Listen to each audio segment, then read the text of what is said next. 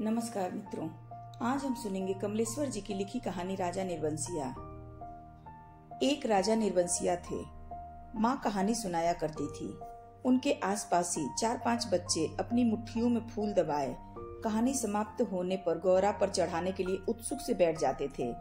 आटे का सुंदर सा चौक पूरा होता। उसी चौक पर मिट्टी की 6 गौरें रखी जाती। उनमें से ऊपर वाली के बिंदिया और सिंदूर लगता, बाकी 5 नीचे दबी पूजा ग्रहण करती रहती। एक और दीपक की बाती स्थिर सी जलती रहती और मंगल घट रखा रहता जिस पर रोली से सथिया बनाया जाता। सभी बैठे बच्चों के मुख पर फूल चढ़ाने की उतावली की जगह कहानी सुनने की सहज स्थिरता उभर आती। एक राजा निर्बंसिया थे। माँ सुनाया करती थी। उनके राज में बड़ी खुशहाली थी। सब वर्ण के लोग अपना अपना काम काज देखते थे। कोई दुखी नहीं दिखाई पड़ता था। राजा के एक लक्ष्मी सी रानी थी, चंद्रमा सी सुंदर और राजा को बहुत प्यारी। राजा काम काज देखते और सुख से रानी के महल में रहते। मेरे सामने मेरे ख्यालों का राजा था, राजा जगपति। तब जगपति से मेरी दांत काटी दोस्ती थी। दोनों मिडिल स्कूल में पढ़ने जाते। दोनों एक से घर के थे, इसलिए बराबरी की निभती थी। मैं मैट्रिक पास करके एक स्कूल में नौकर हो गया और जगपति कस्बे के ही वकील के यहाँ मुहर्रिर। जिस साल जगपति मुहर्रिर हुआ उसी वर्ष पास के गांव की एक लड़की से उसकी शादी हुई, पर ऐसी हुई कि लोगों ने तमाशा बना देना चाहा। लड़की वालों का कुछ विश्वास था कि शादी के बाद लड़की की विदा नहीं होगी, ब्याह हो जाएगा और 7वीं भावर तब पड़ेगी जब पहली विदा की शायद होगी और तभी लड़की अपने ससुराल जाएगी। जगपति की पत्नी थोड़ी बहुत पढ़ी लिखी थी, पर घर की लीक को कौन मेटे। बारात बिना बहू के वापस आ गई और लड़के वालों ने तय कर लिया कि अब जगपति की शादी कहीं और करा दी जाएगी, चाहे कानी लूली से हो, पर वह लड़की अब घर में नहीं आएगी। लेकिन साल खत्म होते होते सब ठीक ठाक हो गया। लड़की वालों ने माफी मांग ली और जगपति की पत्नी अपनी ससुराल आ गई। जगपति को जैसे सब कुछ मिल गया और सास ने बहू की बलाइयां लेकर घर की सब चाबियां सौंप दी। गृहस्थी का ढंग चार समझा दिया। जगपति की मां न जाने कब से आस लगाए बैठी थी। उन्होंने आराम की सांस ली। पूजा पाठ में समय कटने लगा। दोपहरियां दूसरों के घरों के आंगन में बीतने लगी, पर सास का रोग था उन्हें। सो एक दिन उन्होंने अपनी अंतिम घड़ियां गिनते हुए चंदा को पास बुलाकर समझाया था, बेटा, जगपाती बड़े लाड प्यार का पला है। जब से तुम्हारे ससुर नहीं रहे तब से इसके छोटे छोटे हट को पूरा करती रही हूँ। अब तुम ध्यान रखना। फिर रुककर उन्होंने कहा, जगपति किसी लायक हुआ है तो रिश्तेदारों की आंखों में करकने लगा है। तुम्हारे बाप ने ब्याह के वक्त नादानी की, जो तुम्हें विदा नहीं किया। मेरे दुश्मन देवर जेठों को मौका मिल गया, तुम्हार खड़ा कर दिया कि अब विदा करवाना नाक कटवाना है। जगपति का ब्याह क्या हुआ, उन लोगों की छाती पर सांप लौट गया। सोचा घर की इज्जत रखने की आड़ लेकर रंग में भंग कर देंगे। अब बेटा, इस घर की लाज तुम्हारी लाज है। आज को तुम्हारे ससुर होते तो भला। कहते कहते माँ की आंखों में आंसू आ गए और वे जगपति की देखभाल उसे सौंपकर सदा के लिए मौन हो गई थी। एक अरमान उनके साथ ही चला गया कि जगपति की संतान को 4 बरस इंतजार करने के बाद भी वे गोद में न खिला पाईं और चंदा ने मन में सब्र कर लिया था, यही सोचकर कि कुल देवता का अंश तो उसे जीवन भर पूजने को मिल गया है। घर में चारों तरफ जैसे उदारता बिखरी रहती, अपनापा बरसता रहता। उसे लगता जैसे घर की अंधेरी एकांत कोठरियों में वह शांत शीतलता है जो उसे भरमा लेती है। घर की सब कुंडियों की खनक उसके कानों में बस गई थी। हर दरवाजे की चरमराहट पहचान गई थी। एक रोज राजा आखेट को गए।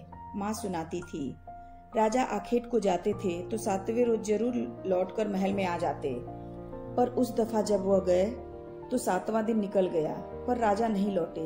रानी को बड़ी चिंता हुई। रानी एक मंत्री को साथ लेकर खोज में निकली और इसी बीच जगपति को रिश्तेदारी की एक शादी में जाना पड़ा। उसके दूर के रिश्ते के भाई दयाराम की शादी थी। कह गया था कि 10वें दिन जरूर वापस आ जाएगा, पर 6ठे दिन ही खबर मिली कि बारात घर लौटने पर दयाराम के घर डाका पड़ गया था। किसी मुखबिर ने सारी खबरें पहुंचा दी थी कि लड़की वालों ने दयाराम का घर सोने चांदी से पाट दिया है। आखिर पुश्तैनी जमींदारों की लड़की थी। घर आए मेहमान लगभग विदा हो चुके थे।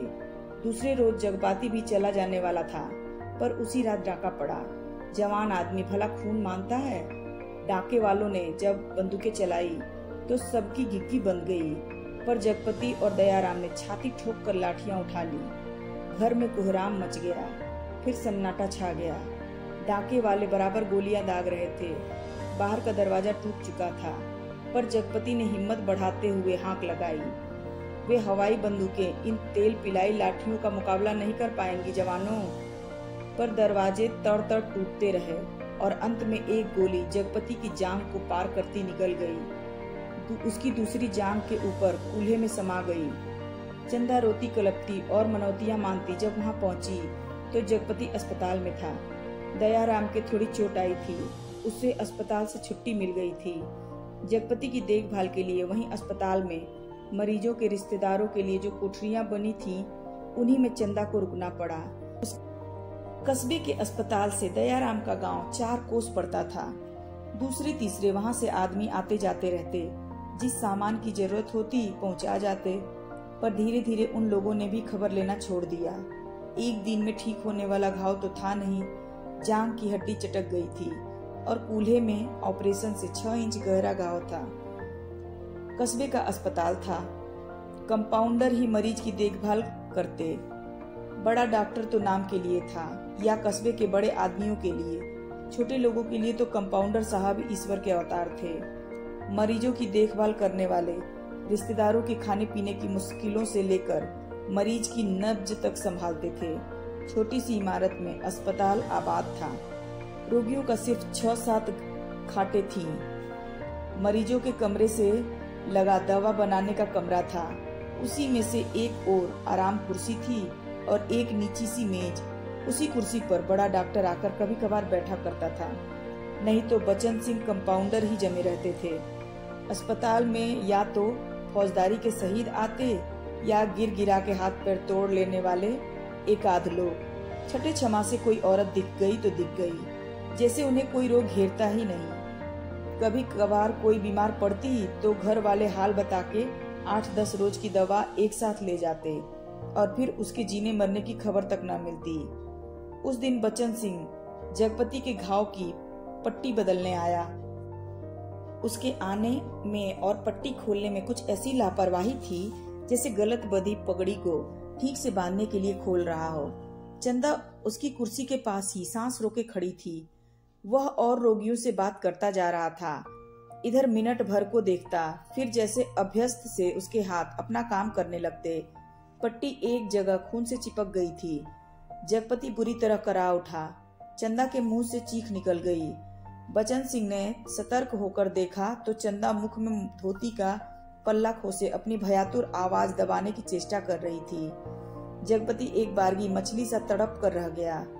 बचन सिंह की उंगलियां थोड़ी सी थरथराई कि उसकी बाह पर टप टप चंदा के आंसू चूप पड़े। बचन सिंह सिहर गया था और उसके हाथों की अभ्यस्त निठुराई को जैसे किसी मानवीय कोमलता ने धीरे से छू लिया। आहों कराहों, दर्द भरी चीखों और चटकते शरीर के जिस वातावरण में रहते हुए भी वह बिल्कुल अलग रहता था। फोड़ों को पके आम सा दबा देता था, खाल को आलू सा छील देता था। उसके मन से जिस दर्द का एहसास उठ गया था वह उसे आज फिर हुआ और वह बच्चे की तरह फूक फूक कर पट्टी को नम करके खोलने लगा। चंदा की ओर धीरे से निगाह उठाकर देखते हुए फुसफुसाया, रोगी की हिम्मत टूट जाती है ऐसे। पर जैसे यह कहते कहते उसका मन खुद अपनी ही बात से उचट गया। वह बेपरवाही तो चीख और कराहों की एक रास्ता से उसे मिलती रही, रोगी की हिम्मत बढ़ाने की कर्तव्य निष्ठा से नहीं। जब तक वह घाव की मरहम पट्टी करता रहा तब तक किन्हीं 2 आंखों की करुणा उसे घेर रही और हाथ धोते समय वह चंदा की उन चूड़ियों से भरी कलाइयों को बेझिझक देखता रहा जो अपनी खुशी उससे मांग रही थी। चंदा पानी डालती जा रही थी और बचन सिंह हाथ धोते धोते उसकी कलाइयां, हथेलियां और पैरों को देखते जा रहा था। दवा खाने की ओर जाते हुए उसने चंदा को हाथ के इशारे से बुलाकर कहा, दिल छोटा मत करना, जांघ का घाव तो 10 रोज में भर जाएगा, कूल्हे का घाव कुछ दिन जरूर लगेगा। अच्छी से अच्छी दवाई दूंगा। दवाइयाँ तो ऐसी हैं कि मुर्दे को भी चंगा कर दें, पर हमारे अस्पताल में नहीं। फिर भी तो किसी दूसरे अस्पताल से नहीं आ सकती वो दवाइयाँ? चंदा ने पूछा। आ तो सकती हैं, पर मरीज को अपना पैसा खर्चना पड़ता है उसमें, बचन सिंह ने कहा। चंदा चुप रह गई तो बचन सिंह के मुंह से अनायास ही निकल पड़ा, किसी चीज की जरूरत हो तो मुझे बताना। रही दवाइयाँ सो मैं कहीं न कहीं से इंतजाम करके ला दूंगा। महकमे से मंगाएंगे तो आते आते महीनों लग जाएंगे। शहर के किसी डॉक्टर से मंगवा दूंगा। ताकत की दवाइयों की बड़ी जरूरत है उन्हें। अच्छा देखा जाएगा। कहते कहते वह रुक गया। चंदा ने कृतज्ञता भरी नजरों से उसे देखा और उसे लगा जैसे आंधी में उड़ते पत्ते को कोई अटकाव मिल गया हो। आकर वह जगपति की खाट से लगकर बैठ गई। उसकी हथेली लेकर वह सहलाती रही, नाखूनों को अपने पोरों से दबाती रही। धीरे धीरे बाहर अंधेरा बढ़ चला। बच्चन सिंह तेल की एक लालटेन लाकर मरीजों के कमरे के एक कोने में रख गया। चंदा ने जगपति की कलाइयां दबाते दबाते धीरे से कहा, कंपाउंडर साहब कह रहे थे, और इतना कहकर वह जगपति का ध्यान आकृष्ट करने के लिए चुप हो गई। क्या कहते थे? जगपति अनमने स्वर में बोला, कुछ ताकत की दवाइयां तुम्हारे लिए जरूरी हैं, मैं जानता हूँ, पर देखो चंदा, चादर के बराबर ही पैर फैलाए जा सकते हैं। हमारी औकात इन दवाइयों की नहीं है। औकात आदमी की देखी जाती है कि पैसों की। तुम तो देखा जाएगा। कंपाउंडर साहब इंतजाम कर देंगे, उनसे कहूंगी मैं। नहीं चंदा, उधार खाते से मेरा इलाज नहीं होगा, चाहे 1 से 4 दिन लग जाएं। इनमें तो तुम नहीं जानती, कर्ज कोढ़ का रोग होता है। एक बार लग जाए तो तन मन भी रोगी हो जाता है। लेकिन कहते कहते वह रुक गई। जगपति अपनी बात की टेक रखने के लिए दूसरी ओर मुंह घुमाकर लेट गया और तीसरे रोज जगपति के सिरहाने कई ताकत की दवाइयां रखी थीं और चंदा की ठहरने वाली कोठरी में उसके लेटने के लिए एक खाट भी आ पहुंची थी। चंदा जब आई तो जगपति के चेहरे पर मानसिक पीड़ा की असंख्य रेखाएं उभर गई थीं, जैसे वह अपनी बीमारी से लड़ने के अलावा स्वयं अपनी आत्मा से भी लड़ रहा हो, चंदा की नादानी और स्नेह से भी उलझ रहा हो, और सबसे ऊपर सहायता करने वाली की दया से जूझ रहा हो। चंदा ने देखा तो यह सब सह न पाई। उसके जी में आया कि वह कह दे, क्या आज तक तुमने कभी किसी से उधार पैसे नहीं लिए? पर वह तो खुद तुमने लिए थे और तुम्हें मेरे सामने स्वीकार नहीं करना पड़ता था, इसलिए लेते समय झिझक नहीं लगी। पर आज मेरे सामने उसे स्वीकार करते तुम्हारा झूठा पौरुष तिलमिलाकर जाग पड़ा है। पर जगपति के मुंह पर बिखरी हुई पीड़ा के जिस आदर्श की गहराई थी, वह चंदा के मन के भीतर चोर की तरह घुस गई और बड़े स्वाभाविकता से उसने उसके माथे पर हाथ फेरते हुए कहा, ये दवाइयाँ किसी की मेहरबानी की नहीं है। मैंने हाथ का कड़ा बेचने को दिया था, उसी से आई हैं, मुझसे पूछा तक नहीं। और जगपति ने कहा, और जैसे खुद मन की कमजोरी को दबा गया, कड़ा बेचने से तो अच्छा था कि बचन सिंह की दया ही ओढ़ ली जाती। और उसे हल्का सा पछतावा भी था कि नाहक वह रॉ में बड़ी बड़ी बातें कह गया, ज्ञानियों की तरह सीख दे गया। और जब चंदा अंधेरा होते ही उठकर अपनी कोठरी में सोने के लिए जाने को हुई तो कहते कहते यह बात दबा गई कि बचन सिंह ने उसके लिए एक खाट का इंतजाम भी कर दिया है। कमरे से निकली तो सीधे कोठरी में गई और हाथ का कड़ा लेकर सीधे दवाखाने की ओर चली गई, जहां बचन सिंह अकेला डॉक्टर की कुर्सी पर आराम से टांगे फैलाकर लैंप की पीली रोशनी की ओर लेटा था। जगपति का व्यवहार चंदा को लग गया था, और यह भी कि वह क्यों बचन सिंह का एहसान अभी से लाद ले। पति के लिए जेवर की कितनी औकात है। वह बेधड़क दवाखाने में घुस गई। दिन की पहचान के कारण उसे कमरे की कुर्सी, मेज और दवाओं की अलमारी की स्थिति का अनुमान था। जैसे कमरा अंधेरा ही पड़ा था, क्योंकि लैंप की रोशनी केवल अपने वृत्त से अधिक प्रकाशमान होकर कोनों के अंधेरों को और भी घनीभूत कर रही थी। बचन सिंह ने चंदा को घुसते ही पहचान लिया। वह उठकर खड़ा हो गया। चंदा ने भीतर कदम रखा पर सहम गई, जैसे वह किसी अंधेरे कुएं में अपने आप कूद पड़ी हो। ऐसा कुआं जो निरंतर पतला होता गया है और जिसमें पानी की गहराई पाताल की परतों तक चली गई हो, जिसमें पड़कर वह नीचे धंसती जा रही हो। नीचे अंधेरा, एकांत, घुटन, पाप। बचन सिंह अवाक ताकता रह गया। और चंदा ऐसे वापस लौट पड़ी जैसे किसी काले पिचास के पंजों से मुक्ति मिली हो। बचन सिंह के सामने क्षण भर में सारी परिस्थिति कौंध गई और उसने बहुत ही संयत आवाज में जबान को दबाते हुए और जैसे वायु में स्पष्ट ध्वनित कर दिया, चंदा। वह आवाज इतनी बेआवाज थी कि निरर्थक होते हुए भी इतनी सार्थक थी कि उस खामोशी में अर्थ भर गया। चंदा रुक गई। बचन सिंह उसके पास जाकर रुक गया। सामने का घना पेड़ स्तब्ध घना था। उसकी काली परछाई की परिधि जैसे एक बार फैलकर उन्हें अपने वृत्त में समेट लेती और दूसरे ही क्षण मुक्त कर देती। दवा खाने का लैंप सहसा भभक कर रुक गया और मरीजों के कमरे में से कराह की आवाज दूर मैदान के छोर तक जाकर डूब गई। चंदा ने वैसे ही नीचे ताकते हुए अपने को संयत करते हुए कहा, यह कड़ा तुम्हें देने आई थी तो वापस क्यों चली जा रही थी? चंदा चुप। और 2 क्षण रुककर उसने अपने हाथ का सोने का कड़ा धीरे से उसकी ओर बढ़ा दिया, जैसे देने का साहस न होते हुए भी यह काम आवश्यक था। बचन सिंह ने उसकी सारी काया को एक बार देखते हुए अपनी आंखें उसके सिर पर जमा दी। उसके ऊपर पड़े कपड़े के पार नरम चिकनाई से भरे लंबे लंबे बाल थे, जिनकी भाप सी महक फैलती जा रही थी। वह धीरे धीरे से बोला, लाओ। चंदा ने कड़ा उसकी ओर बढ़ा दिया। कड़ा हाथ में लेकर वह बोला, सुनो। चंदा ने प्रश्न भरी नजरें उसकी ओर उठा दी। उनमें झांकते हुए अपने हाथ से उसकी कलाई पकड़ते हुए उसने वह कड़ा उसके कलाई में पहना दिया। चंदा चुपचाप कोठरी की ओर चल दी और बचन सिंह दवा खाने की ओर। कालिख बुरी तरह बढ़ गई थी और सामने खड़े पेड़ की काली परछाई गहरी पड़ गई थी। दोनों लौट गए थे, पर जैसे उस कालिख में कुछ रह गया था, छूट गया था। दवाखाने का लैंप जो जलते जलते एक बार भपका था, उसमें तेल न रह जाने के कारण बत्ती की लौ बीच से फट गई थी। उसके ऊपर धुएं की लकीरें बल खाती सांप की तरह अंधेरे में विलीन हो जाती थी। सुबह जब चंदा जगपति के पास पहुंची और बिस्तर ठीक करने लगी तो जगपति को लगा कि चंदा बहुत उदास है। क्षण भर में चंदा के मुख पर अनगिनत भाव आ जा रहे थे, जिनमें असमंजस था, पीड़ा थी और निरीहता थी। कोई अदृश्य पाप कर चुकने के बाद हृदय की गहराई से किए गए पश्चाताप जैसी धूमिल चमक। रानी मंत्री के साथ जब निराश होकर लौटी तो देखा राजा महल में उपस्थित थे। उनकी खुशी का ठिकाना न रहा। माँ सुनाया करती थी, पर राजा को रानी का इस तरह मंत्री के साथ जाना अच्छा नहीं लगा। रानी ने राजा को समझाया कि वह तो केवल राजा के प्रति अटूट प्रेम के कारण अपने को न रोक सकी। राजा रानी एक दूसरे को बहुत चाहते थे। दोनों के दिलों में एक बात सूल सी गड़ती रही थी कि उनके कोई संतान न थी। राजवंश का दीपक बुझने जा रहा था।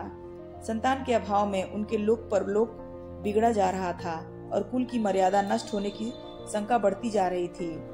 दूसरे दिन बचन सिंह ने मरीजों की मरहम पट्टी करते वक्त बताया था कि उसका तबादला मैनपुरी के सदर अस्पताल में हो गया है और वह परसों यहाँ से चला जाएगा। जगपति ने सुना तो उसे भला ही लगा।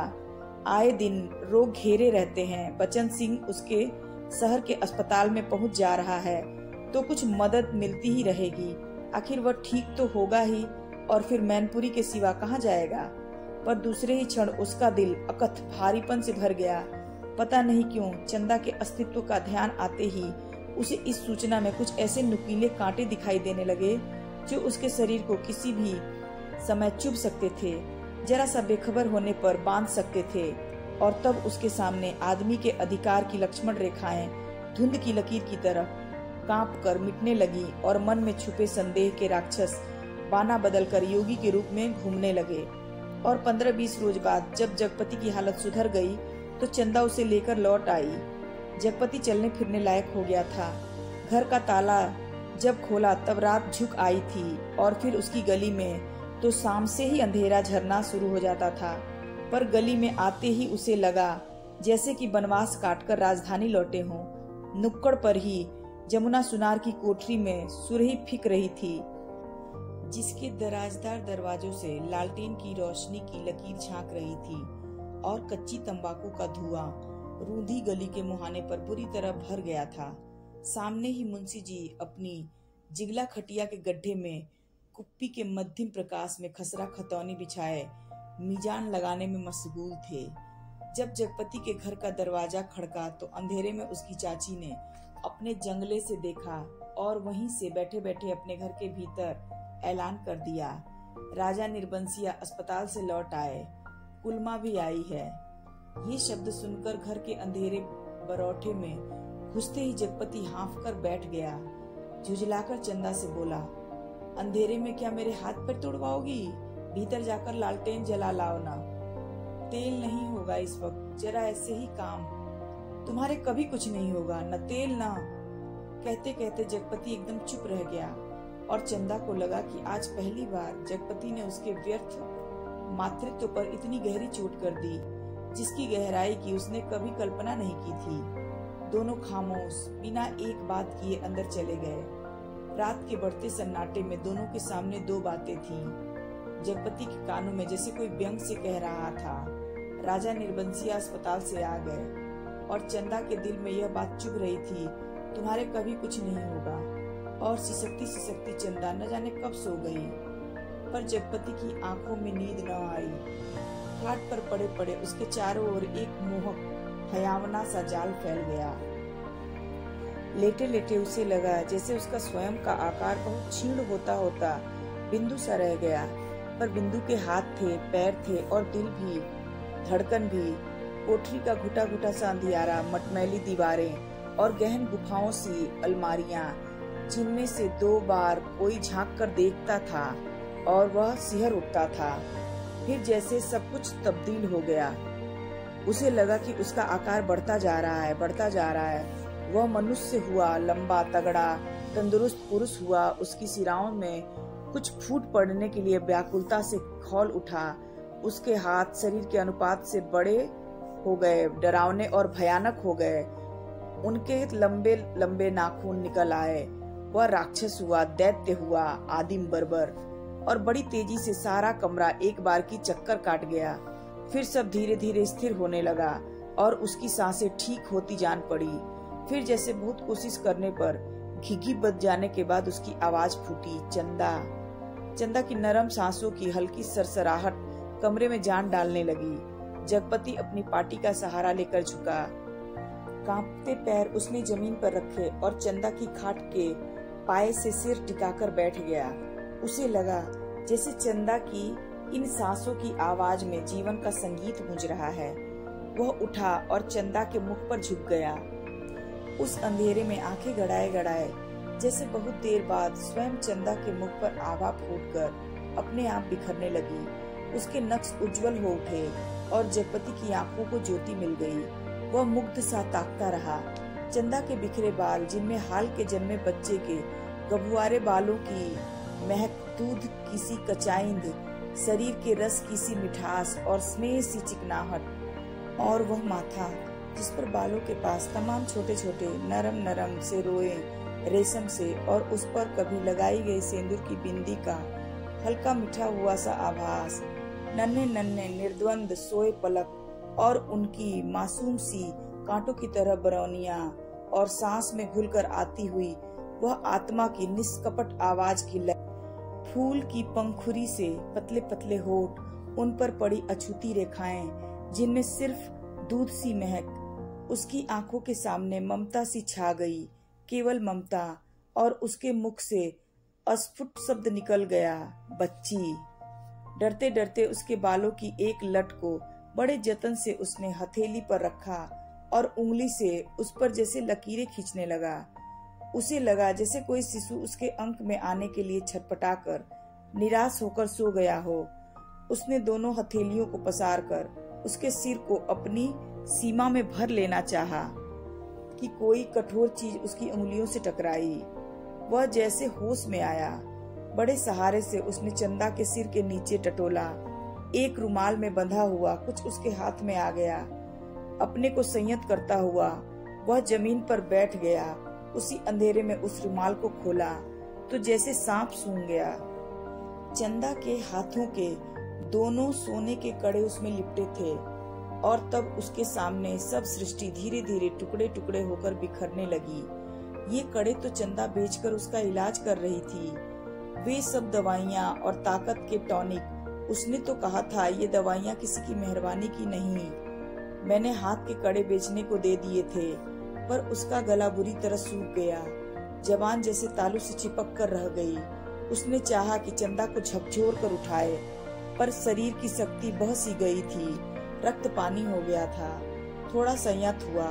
उसने वे कड़े उसी रुमाल में लपेटकर उसकी खाट के कोने पर रख दिए और बड़ी मुश्किल से अपनी खाट की पाटी पकड़कर लुढ़क गया। चंदा झूठ बोली, पर क्यों? कड़े आज तक छुपाए रही। उसने इतना बड़ा दुराव क्यों किया? आखिर क्यों? किस लिए? और जगपति का दिल भारी हो गया। उसे फिर लगा कि उसका शरीर सिमटता जा रहा है और वह एक सीख का सा बन गया है। नितांत हल्का तिनके सा, हवा में उड़कर भटकने वाले तिनके सा। उस रात के बाद रोज जगपति सोचता रहा कि चंदा के कड़े मांगकर बेच ले और कोई छोटा मोटा कारोबार ही शुरू कर दे, क्योंकि नौकरी छूट चुकी थी। इतने दिन की गैर हाजिरी के बाद वकील साहब ने दूसरा मुहर्रिर रख लिया था। वह रोज यही सोचता था, पर जब चंदा सामने आती तो न जाने कैसी असहाय सी उसकी अवस्था हो जाती। उसे लगता जैसे कड़े मांगकर वह चंदा को पत्नीत्व का पद भी छीन नहीं लेगा। मातृत्व तो भगवान ने छीन ही लिया है। वह सोचता, आखिर चंदा क्या रह जाएगी? एक स्त्री से यदि पत्नीत्व और मातृत्व छीन लिया गया तो उसके जीवन की सार्थकता ही क्या? चंदा के साथ वह अन्याय कैसे करे?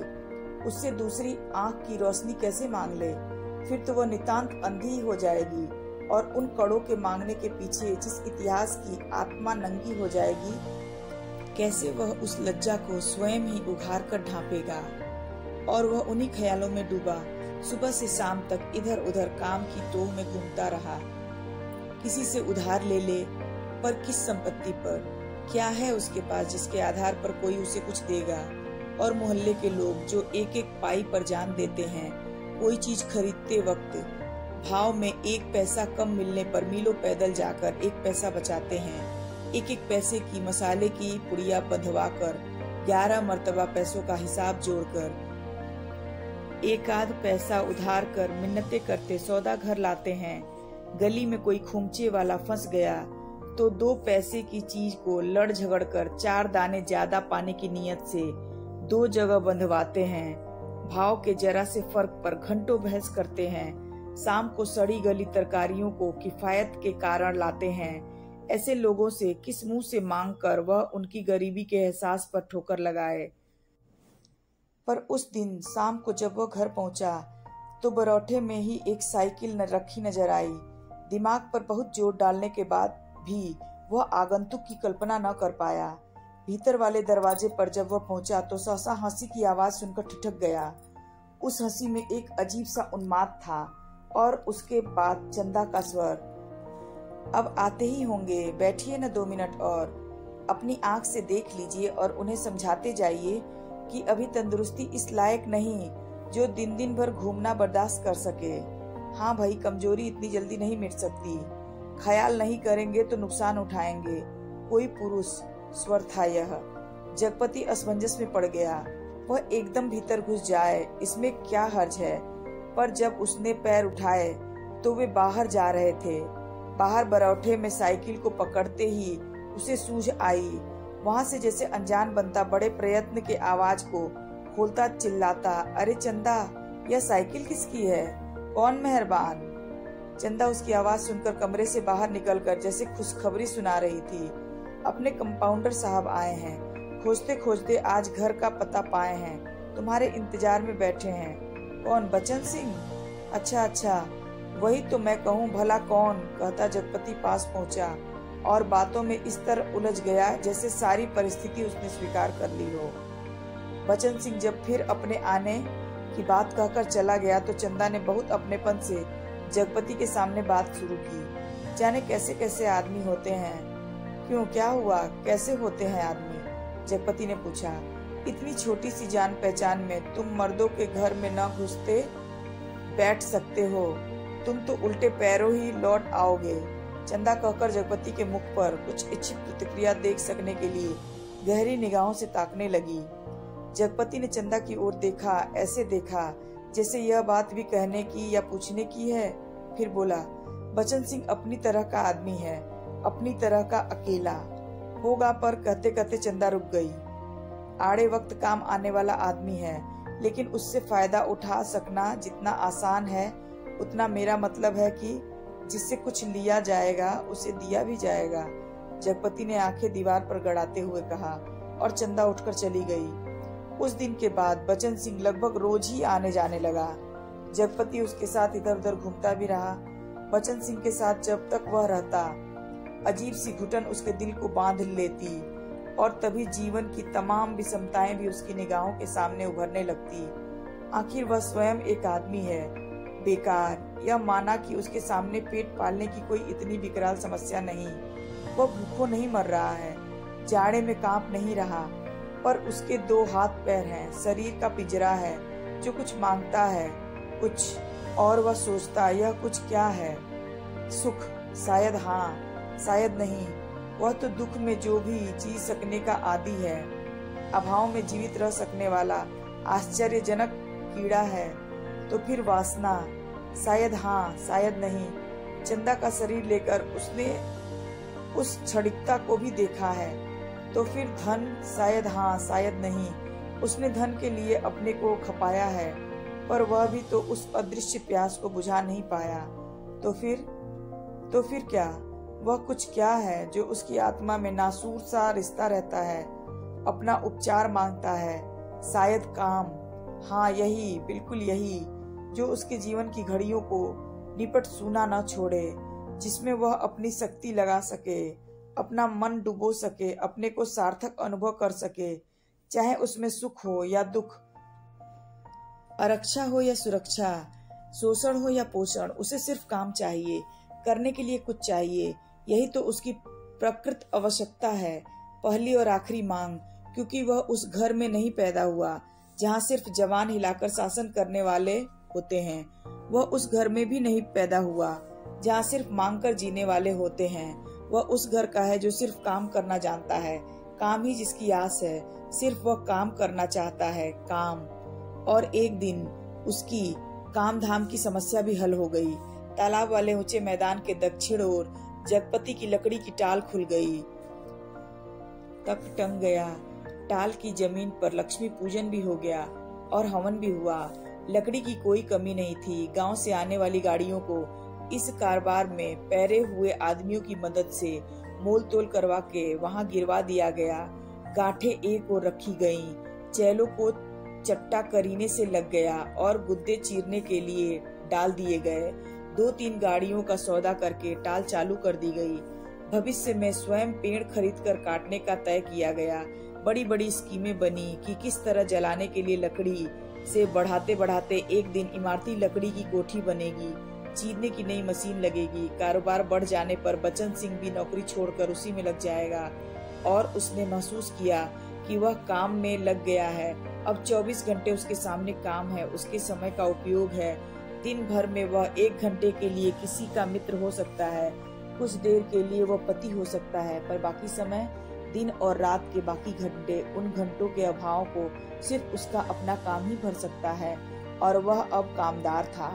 वह कामदार तो था, लेकिन जब तक टाल की उस ऊंची जमीन पर पड़े छप्पर के नीचे तख्त पर वह गल्ला रख कर बैठता, सामने लगे लकड़ियों के ढेर, कटे हुए पेड़ के तने, जड़ों को लुढ़का हुआ देखकर तो एक निरीहता बरबस उसके दिल को बांधती लगती। उसे लगता एक व्यर्थ पिचास का शरीर टुकड़े टुकड़े करके उसके सामने डाल दिया गया है। फिर इन पर कुल्हाड़ी चलेगी और इनके रेसे रेसे अलग हो जाएंगे और तब इनकी ठठरियों को सुखाकर किसी पैसे वाले के हाथ तक तौलकर बेच दिया जाएगा। और तब उसका निगाहें उसके सामने ताड़ पर अटक जाती, जिसके बड़े बड़े बत्तों पर सुर्ख गर्दन वाले गिद्ध पर फड़फड़ाकर देर तक खामोश बैठे रहते। ताड़ का काला गड़रेदार तना और उसके सामने ठहरी हुई वायु में निस्सहाय कांपती भारहीन नीम की पत्तियां चकराती झड़ती रहती।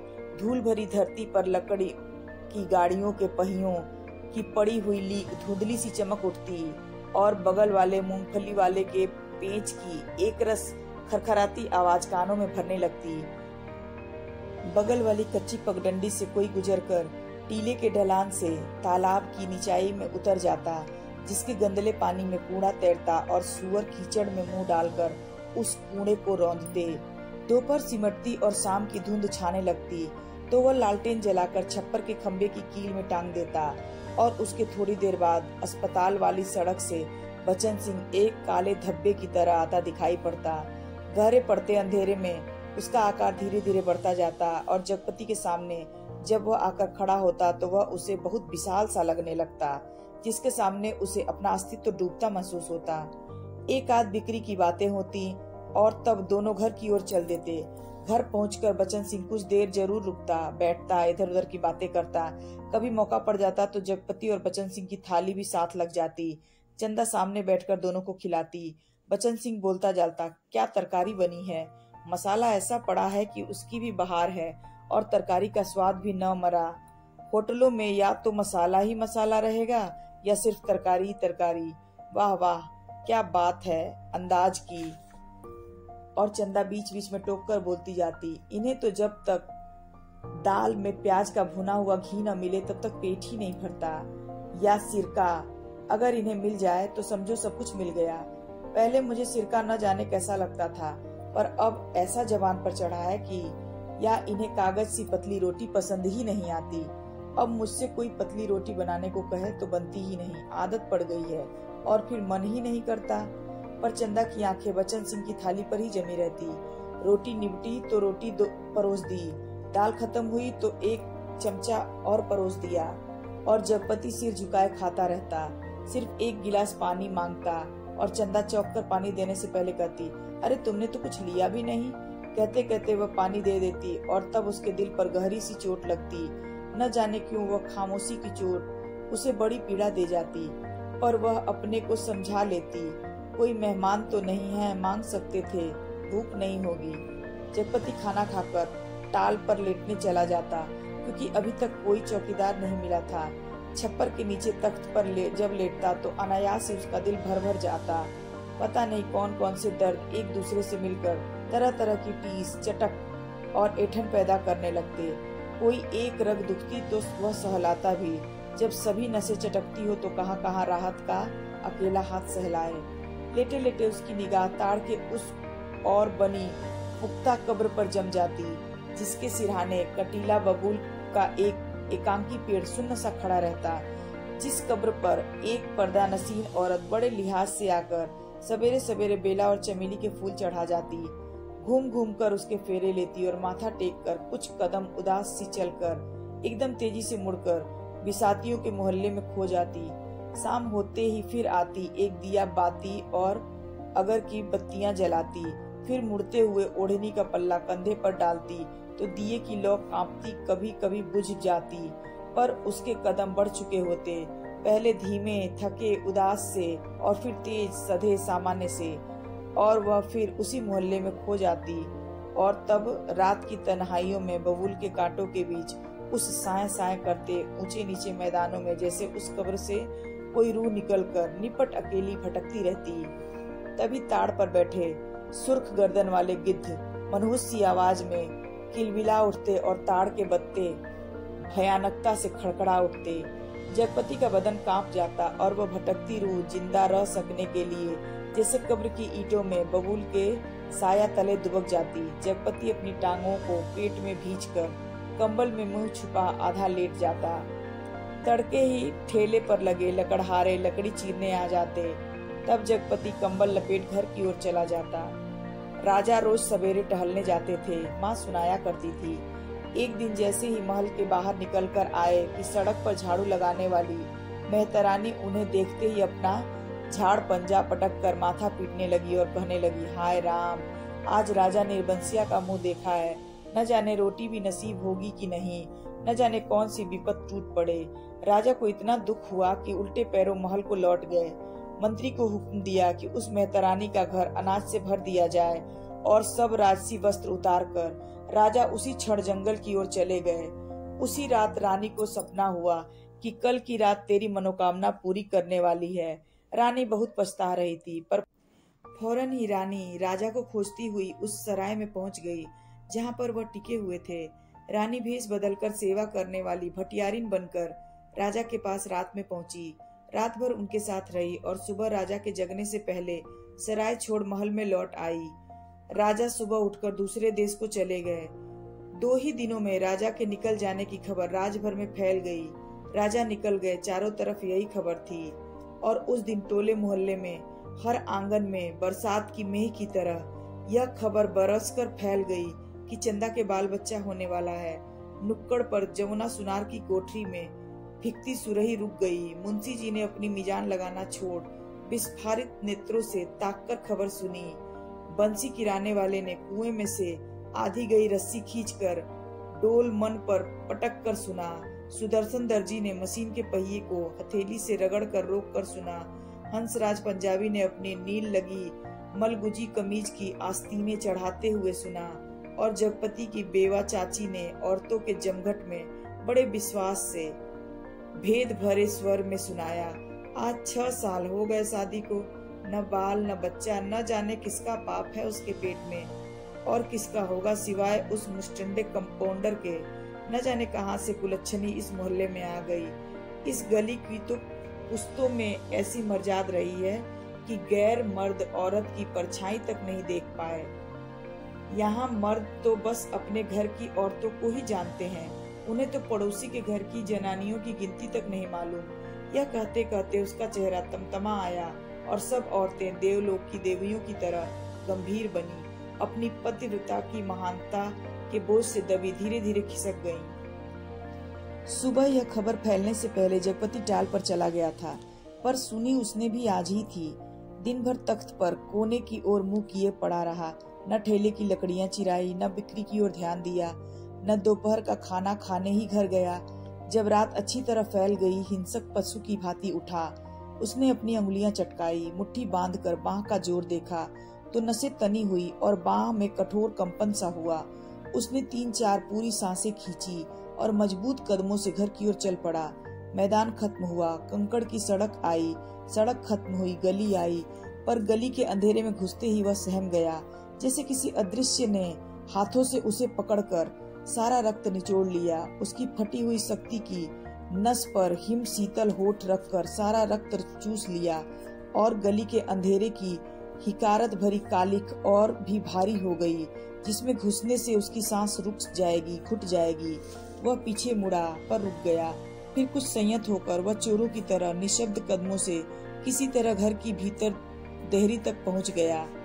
दाईं ओर की रसोई वाली दहलीज में कुप्पी टिमटिमा रही थी और चंदा अस्त व्यस्त सी दीवार से सिर टेके शायद आसमान निहारते निहारते सो गई थी। कुप्पी का प्रकाश उसके आधे चेहरे को उजागर किए था और आधा चेहरा गहन कालिमा में डूबा अदृश्य था। वह खामोशी से खड़ा ताकता रहा। चंदा के चेहरे पर नारित्व की प्रौढ़ता आज उसे दिखाई दी। चेहरे की सारी कमनीयता न जाने कहाँ खो गई थी। उसका अछूतापन न जाने कहाँ लुप्त हो गया था। फूला फला मुख जैसे टहनी से तोड़े फूल को पानी में डालकर ताजा किया गया हो, जिसकी पंखुड़ियों में टूटन की सुरमई रेखाएं पड़ गई हों, पर भीगने से भारीपन आ गया हो। उसके खुले पैर पर उसकी निगाह पड़ी तो सूजा सा लगा, एड़ियां भरी सूजी सी और नाखूनों के पास अजब सा सूखापन। जगपति का दिल एक बार महसूस उठा। उसने चाहा कि बढ़कर उसे उठा ले, अपने हाथों से उसका पूरा शरीर छू छू कर सारा कलुष पोंछ दे, अपनी सांसों की अग्नि से तपाकर एक बार फिर पवित्र कर ले और उसकी आंखों की गहराई में झांक कर कहे, देवलोक से किस सापवश निर्वसित हो तुम? चंदा, यह साप तो अमिट था। तभी चंदा ने हड़बड़ाकर आंखें खोली। जगपति को सामने देख उसे लगा कि एकदम नंगी हो गई हो। अतिशय लज्जित हो उसने अपने पैर समेट लिए, घुटनों से धोती नीचे सरकाई और बहुत संयत सी उठकर रसोई के अंधेरे में खो गई। जगपति एकदम हताश हो वहीं कमरे की देहरी पर चौखट से सिर टिकाकर बैठ गया। नजर कमरे में गई तो लगा कि पराये स्वर यहाँ गूंज रहे हो, जिनमें चंदा भी एक है। एक तरफ घर के हर कोने से अंधेरा सैलाब की तरह बढ़ता आ रहा था। एक अजीब निस्तब्धता, असमंजस गति पर पथभ्रष्ट शक्लें पर आकारहीन। खाना खा लेते चंदा का स्वर कानों में पड़ा। वह अनजाने ऐसे उठ बैठा जैसे तैयार बैठा हो। उसकी बात की आज तक उसने अवज्ञा न की थी। खाने तो बैठ गया पर कौर नीचे नहीं सरक रहा था। तभी चंदा ने बड़े सधे शब्दों में कहा, कल मैं गांव जाना चाहती हूँ। जैसे वह इस सूचना से परिचित था। बोला, अच्छा। चंदा फिर बोली, मैंने बहुत पहले घर चिट्ठी डाल दी थी, भैया कल लेने आ रहे हैं। तो ठीक है, जगपति वैसे ही डूबा डूबा बोला। चंदा का बांध टूट गया और वह वहीं घुटनों में मुंह दबाकर कातर सी फपक फपक कर रो पड़ी। न उठ सकी न हिल सकी। जगपति क्षण भर को विचलित हुआ, पर जैसे जम जाने के लिए उसके होठ फड़के और क्रोध के ज्वालामुखी को जबरन दबाते हुए वह फूट पड़ा। यह सब मुझे क्या दिखा रही है बेशर्म, बेगैरत। उस वक्त नहीं सोचा था जब मेरी लाश तले, तब की बात झूठ है। सिसकियों के बीच चंदा का स्वर फटा, लेकिन जब तुमने मुझे बेच दिया।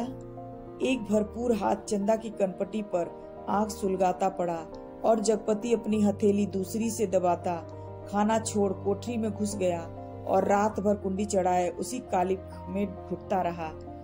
दूसरे दिन चंदा घर छोड़ अपने गांव चली गई। जगपति पूरा दिन रात टाल पर ही काट देता। उसी वीराने में तालाब के बगल कब्र, बबूल और ताड़ के पड़ोस में मन मुर्दा हो गया था। जबरदस्ती वह अपने को वहीं रोके रहता। उसका दिल होता कहीं निकल जाए, पर ऐसी कमजोरी उसके तन और मन को खोखला कर गई थी कि चाहने पर भी वह न जा सका। हिकारत भरी नजरें सहता, पर वहीं पड़ा रहता। काफी दिनों बाद जब नहीं रहा गया तो एक दिन जगपति घर पर ताला लगा नजदीक के गांव में लकड़ी काटने चला गया। उसे लग रहा था कि अब वह पंगु हो गया है, बिल्कुल लंगड़ा, एक रेंगता कीड़ा जिसके न आंख है, न कान, न मन, न इच्छा। वह उस बाग में पहुंच गया जहां खरीदे पेड़ कटने थे।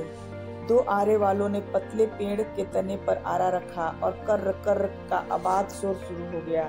दूसरे पेड़ पर बन्ने और सपूरे की कुल्हाड़ी बज उठी और गांव से दूर उस बाग में एक लयपूर्ण शोर शुरू हो गया। जड़ पर कुल्हाड़ी बढ़ती तो पूरा पेड़ थर्रा जाता। करीब के खेत की मेड़ पर बैठे जगपति का शरीर भी जैसे कांप कांप कर रह जाता। चंदा ने कहा था, लेकिन जब तुमने मुझे बेच दिया, क्या वह ठीक कहती थी? क्या बचन सिंह ने टाल के लिए जो रुपए दिए थे उसका ब्याज इधर चुकता हुआ? क्या सिर्फ वही रुपए आग बन गए जिसकी आंच में उसकी सहनशीलता, विश्वास और आदर्श मोम से पिघल गए? शकूरे बाग से लगे दड़े पर किसी ने आवाज लगाई। शकूरे ने कुल्हाड़ी रोककर वहीं से हाँक लगाई। कोने के खेत से लीक बनी है, जरा मेड़ मारकर नघा लगा दो। जगपति का ध्यान भंग हुआ। उसने मुड़कर दड़े पर आंख लगाई। दो भैंसा गाड़ियां लकड़ी भरने के लिए आ पहुंची थीं। शकूरे ने जगपति के पास आकर कहा, एक गाड़ी का भरता तो हो गया, लेकिन 1.5 का। अब इस पतरिया पेड़ को न छांट दें। जगपति ने उस पेड़ की ओर देखा जिसे काटने के लिए शकूरे ने इशारा किया था। पेड़ की साख हरी पत्तियों से भरी थी। वह बोला, अरे यह तो हरा है, अभी इसे छोड़ दो। हरा होने से क्या उखड़ तो गया है ना, न फूल का न फल का। अब कौन इसमें फल फूल आएंगे? 4 दिन में पत्ती झुरा जाएगी।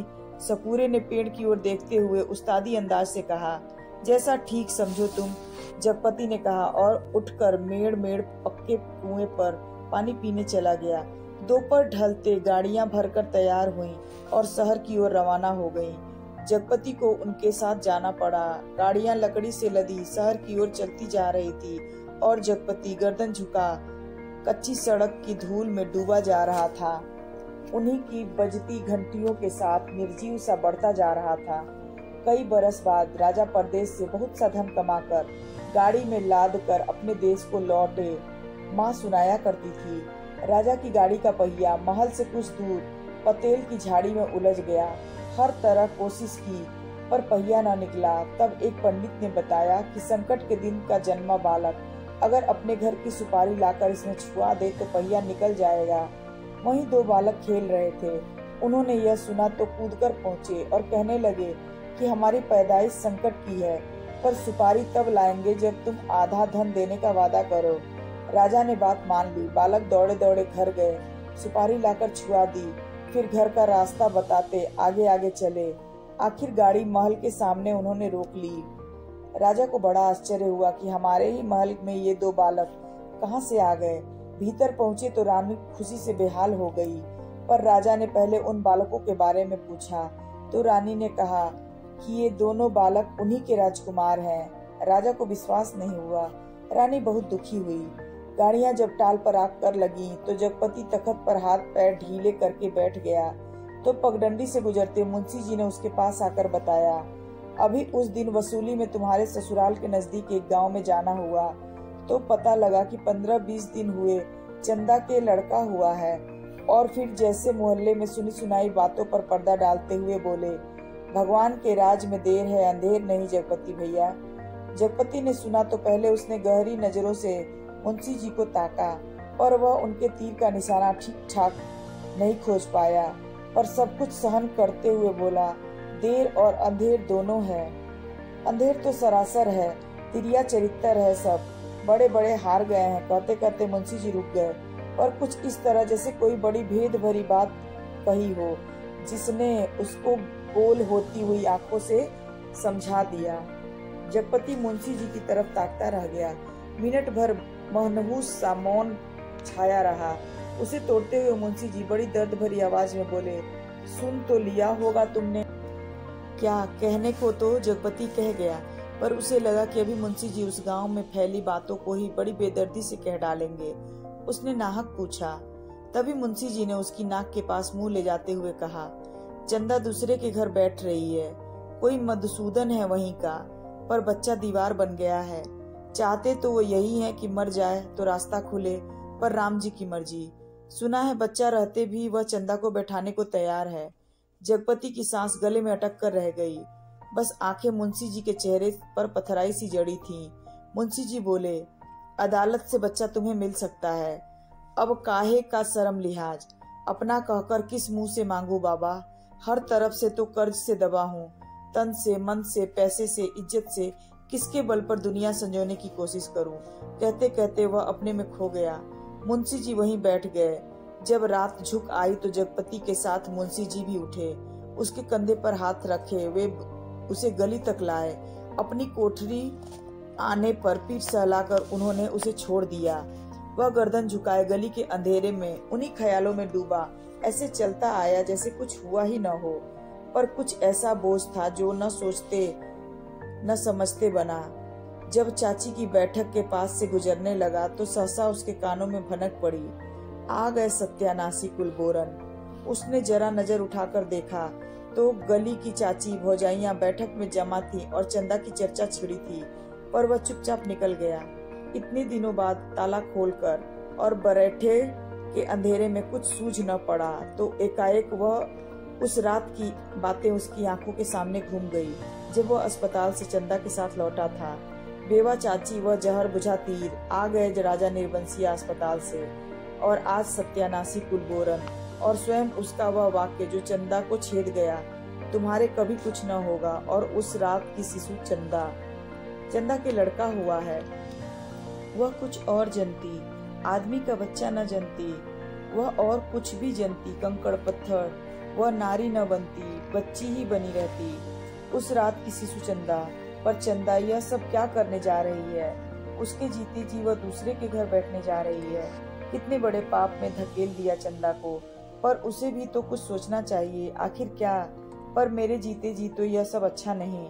वह इतनी घृणा बर्दाश्त करके भी जीने को तैयार नहीं है, या मुझे जलाने को। वह मुझे नीच समझती है, कायर। नहीं तो एक बार खबर तो लेती, बच्चा हुआ तो पता तो लगता, पर नहीं। वह उसका कौन है? कोई भी नहीं। औलाद ही तो वह स्नेह की धुरी है जो आदमी औरत के पहियों को साध कर तन के दलदल से पार ले जाती है। नहीं तो हर औरत वेश्या और हर आधी वासना का कीड़ा। तो क्या चंदा औरत नहीं रही?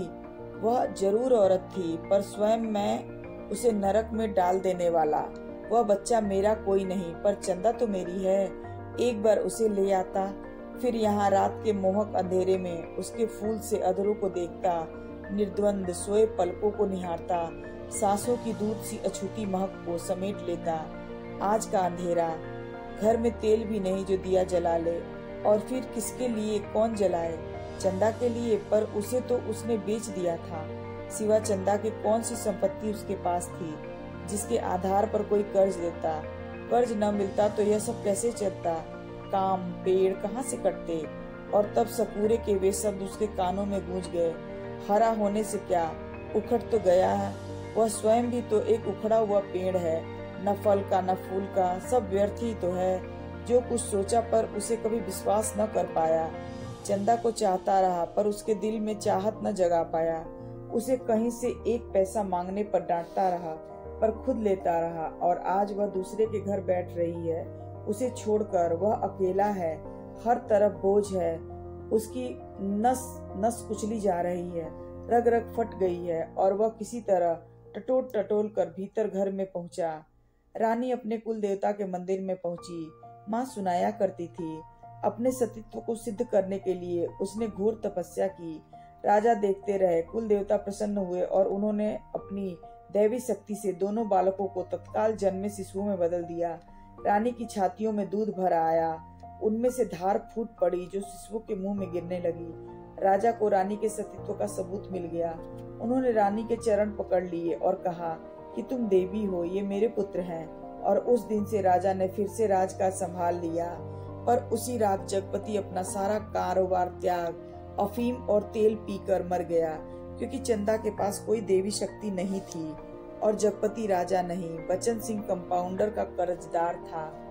राजा ने दो बातें की, माँ सुनाती थी। एक तो रानी के नाम से उन्होंने बहुत बड़ा मंदिर बनवाया, और दूसरे राज के नए सिक्कों पर बड़े राजकुमार का नाम खुदवाकर चालू किया, जिससे राजभर में अपने उत्तराधिकारी को खबर हो जाए। जगपति ने मरते वक्त दो पर्चे छोड़े, एक चंदा के नाम, दूसरा कानून के नाम। चंदा को उसने लिखा, चंदा, मेरी अंतिम चाह यही है कि तुम बच्चे को लेकर चली आना। अभी 1-2 दिन मेरी लाश की दुर्गति होगी, तब तक तुम आ सकोगी। चंदा, आदमी को पाप नहीं पश्चाताप मारता है। मैं बहुत पहले मर चुका था, बच्चे को लेकर जरूर चली आना। कानून को उसने लिखा था, किसी ने मुझे मारा नहीं, किसी आदमी ने नहीं। मैं जानता हूँ कि मेरे जहर की पहचान करने के लिए मेरा सीना चीरा जाएगा। उसमें जहर है, मैंने अफीम नहीं रुपए खाए हैं। उन रुपयों के कर्ज का जहर, उसी ने मुझे मारा है। मेरी लाश तब तक न जलाई जाए जब तक चंदा या मुझे जलाने को वह मुझे नीच समझती है। कायर, नहीं तो एक बार खबर तो लेती, बच्चा हुआ तो पता तो लगता, पर नहीं। वह उसका कौन है? कोई भी नहीं। औलाद ही तो वह स्नेह की धुरी है जो आदमी औरत के पहियों को साध कर तन के दलदल से पार ले जाती है। नहीं तो हर औरत वेश्या और हर आधी वासना का कीड़ा। तो क्या चंदा औरत नहीं रही? वह जरूर औरत थी, पर स्वयं मैं उसे नरक में डाल देने वाला। वह बच्चा मेरा कोई नहीं, पर चंदा तो मेरी है। एक बार उसे ले आता, फिर यहाँ रात के मोहक अंधेरे में उसके फूल से अधरों को देखता, निर्द्वंद सोए पलकों को निहारता, सांसों की दूध सी अछूती महक को समेट लेता। आज का अंधेरा, घर में तेल भी नहीं जो दिया जला ले, और फिर किसके लिए, कौन जलाए? चंदा के लिए, पर उसे तो उसने बेच दिया था। सिवा चंदा के कौन सी संपत्ति उसके पास थी जिसके आधार पर कोई कर्ज देता? कर्ज न मिलता तो यह सब कैसे चलता? काम पेड़ कहाँ से कटते? और तब सपूरे के वे शब्द उसके कानों में गूंज गए, हरा होने से क्या, उखड़ तो गया है। वह स्वयं भी तो एक उखड़ा हुआ पेड़ है, न फल का न फूल का, सब व्यर्थ ही तो है। जो कुछ सोचा पर उसे कभी विश्वास न कर पाया। चंदा को चाहता रहा पर उसके दिल में चाहत न जगा पाया। उसे कहीं से एक पैसा मांगने पर डांटता रहा पर खुद लेता रहा, और आज वह दूसरे के घर बैठ रही है। उसे छोड़कर वह अकेला है, हर तरफ बोझ है। उसकी नस नस कुचली जा रही है, रग रग फट गई है, और वह किसी तरह टटोल कर भीतर घर में पहुंचा। रानी अपने कुल देवता के मंदिर में पहुंची। माँ सुनाया करती थी, अपने सतीत्व को सिद्ध करने के लिए उसने घोर तपस्या की। राजा देखते रहे, कुल देवता प्रसन्न हुए और उन्होंने अपनी दैवी शक्ति से दोनों बालकों को तत्काल जन्मे शिशुओं में बदल दिया। रानी की छातियों में दूध भर आया, उनमें से धार फूट पड़ी जो शिशुओं के मुंह में गिरने लगी। राजा को रानी के सतीत्व का सबूत मिल गया। उन्होंने रानी के चरण पकड़ लिए और कहा कि तुम देवी हो, ये मेरे पुत्र हैं। और उस दिन से राजा ने फिर से राजकाज संभाल लिया। पर उसी रात जगपति अपना सारा कारोबार त्याग, अफीम और तेल पीकर मर गया, क्योंकि चंदा के पास कोई देवी शक्ति नहीं थी और जगपति राजा नहीं, बचन सिंह कंपाउंडर का कर्जदार था। राजा ने दो बातें की, माँ सुनाती थी, एक तो रानी के नाम से उन्होंने बहुत बड़ा मंदिर बनवाया और दूसरे राज के नए सिक्कों पर बड़े राजकुमार का नाम खुदवाकर चालू किया, जिससे राजभर में अपने उत्तराधिकारी को खबर हो जाए। जगपति ने मरते वक्त 2 पर्चे छोड़े, एक चंदा के नाम, दूसरा कानून के नाम। चंदा को उसने लिखा, चंदा मेरी अंतिम चाह यही है कि तुम बच्चे को लेकर चली आना। अभी 1-2 दिन मेरी लाश की दुर्गति होगी, तब तक तुम आ सकोगी। चंदा, आदमी को पाप नहीं पश्चाताप मारता है। मैं बहुत पहले मर चुका था, बच्चे को लेकर जरूर चली आना। कानून को उसने लिखा था, किसी ने मुझे मारा नहीं, किसी आदमी ने नहीं। मैं जानता हूँ कि मेरे जहर की पहचान करने के लिए मेरा सीना चीरा जाएगा। उसमें जहर है, मैंने अफीम नहीं रुपए खाए हैं, उन रुपयों के कर्ज का जहर। उसी ने मुझे मारा है। मेरी लाश तब तक न जलाई जाए जब तक चंदा या मुझे जलाने को वह मुझे नीच समझती है। कायर, नहीं तो एक बार खबर तो लेती, बच्चा हुआ तो पता तो लगता, पर नहीं। वह उसका कौन है? कोई भी नहीं। औलाद ही तो वह स्नेह की धुरी है जो आदमी औरत के पहियों को साध कर तन के दलदल से पार ले जाती है। नहीं तो हर औरत वेश्या और हर आधी वासना का कीड़ा। तो क्या चंदा औरत नहीं रही? वह जरूर औरत थी, पर स्वयं मैं उसे नरक में डाल देने वाला। वह बच्चा मेरा कोई नहीं, पर चंदा तो मेरी है। एक बार उसे ले आता, फिर यहाँ रात के मोहक अंधेरे में उसके फूल से अधरों को देखता, निर्द्वंद सोए पलकों को निहारता, सांसों की दूध सी अछूती महक को समेट लेता। आज का अंधेरा, घर में तेल भी नहीं जो दिया जला ले, और फिर किसके लिए, कौन जलाए? चंदा के लिए, पर उसे तो उसने बेच दिया था। सिवा चंदा के कौन सी संपत्ति उसके पास थी जिसके आधार पर कोई कर्ज देता? कर्ज न मिलता तो यह सब कैसे चलता? काम पेड़ कहाँ से कटते? और तब सकूरे के वे शब्द उसके कानों में गूंज गए, हरा होने से क्या, उखड़ तो गया है। वह स्वयं भी तो एक उखड़ा हुआ पेड़ है, न फल का न फूल का, सब व्यर्थ ही तो है। जो कुछ सोचा पर उसे कभी विश्वास न कर पाया। चंदा को चाहता रहा, पर उसके दिल में चाहत न जगा पाया।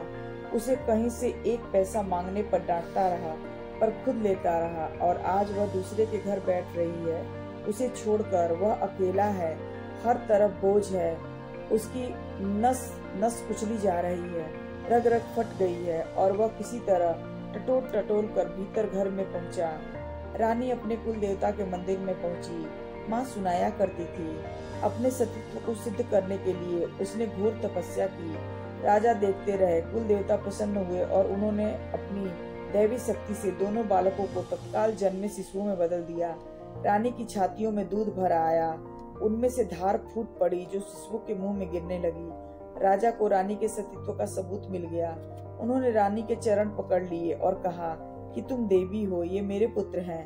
और उस दिन से राजा ने फिर से राजकाज संभाल लिया।